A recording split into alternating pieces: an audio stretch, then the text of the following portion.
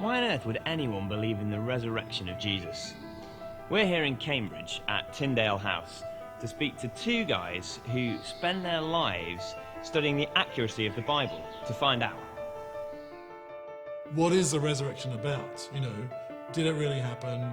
What really happened to Jesus? And what will happen to the Christian who's joined Jesus, in the end? Crucifixion was a public event. It was always done somewhere which would be seen, and in the case of the Gospels we see it set by a road. That's why it talks about people passing by. The Romans were good at executing people.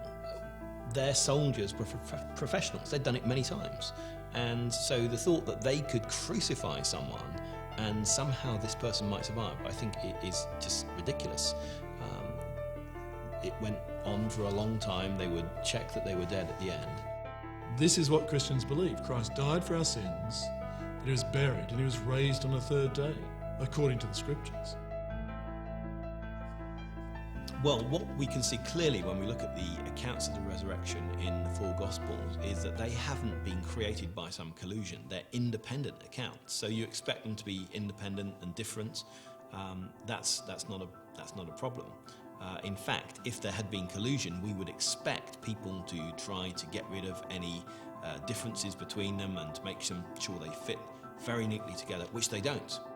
Who was at the cross? The women. Who went to see where they laid Jesus in the garden, in the tomb? The women. Who were there on that Easter Sunday morning? The women. That they have the continuity. The women provide the continuity and they provide the witness. They see the empty tomb.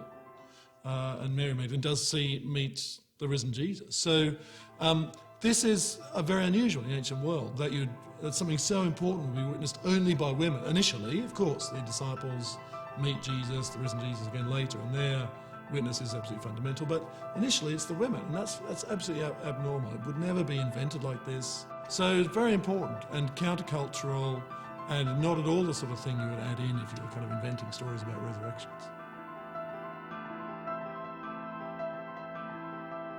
In the Gospels, I think we're dealing with a bodily resurrection, something that's tangible, something that leaves the tomb empty, so that body has actually come out of the tomb. So it's that sort of way. And also in the epistles, it's so striking that this is bodily, because Christians start building a doctrine on this. They start saying, because Christ has been raised physically, that means Christians also will be raised physically. Right from the very beginning, Christianity spread fast. How did it spread? Because it had a message. The message isn't just that someone died. It isn't even just that someone died and rose again. It's actually that someone died and rose again and brings new life because their death is on behalf of others.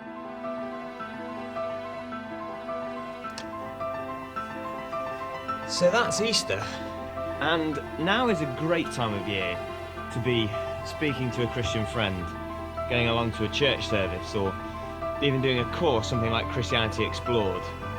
Because the Bible's Easter story is making massive claims, but if the evidence points to those claims being true, then it definitely bears us investigating it further.